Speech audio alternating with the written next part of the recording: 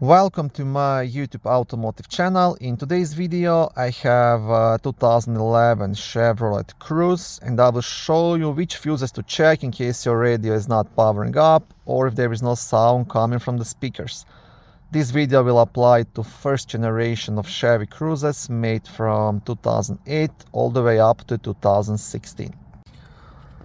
First two fuses will be located in a small fuse box in the passenger's cabin just under the headlight switch behind this cover. Now to access the fuses, just pull the cover towards yourself. On the back side of the cover you will also have a small fuse diagram. And the fuses you will be checking are fuses number 4 and 5. Fuse number 4, it's a 20 amp yellow fuse located here, responsible for power to the radio. So this is your main radio fuse. And just under it, fuse number 5, 7.5 amp fuse, this responsible for power to the radio display. So main radio fuse and the display fuse right here.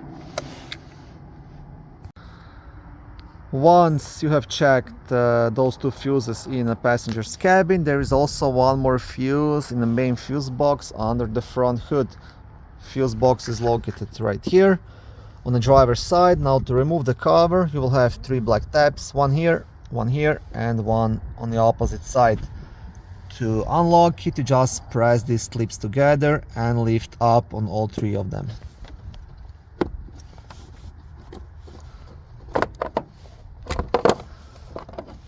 Again, on the back side you will have a small fuse diagram, and this piece right here, this is the fuse puller which you can use to remove and check any of the fuses.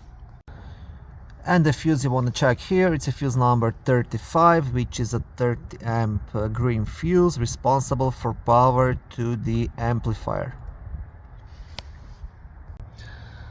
Now if all of these fuses are good and you're still having radio problems, the next step would be to pull out the radio unit and check all the connections behind it and all the wires. Also, one more tip, especially if you're not getting sound from the speakers, you want to check the wires behind this rubber sleeve on a driver door. On many vehicles, with time, how you open and close the door, these wires behind the sleeve get worn and crack, and that causes lots of problems, especially with the speakers. Okay, thank you for watching this short video. I hope it was helpful and educational. If it was, please like it and consider subscribing to my YouTube automotive channel. On my channel there is lots of how-to videos, do-it-yourself videos, car reviews, product reviews and other similar automotive topics.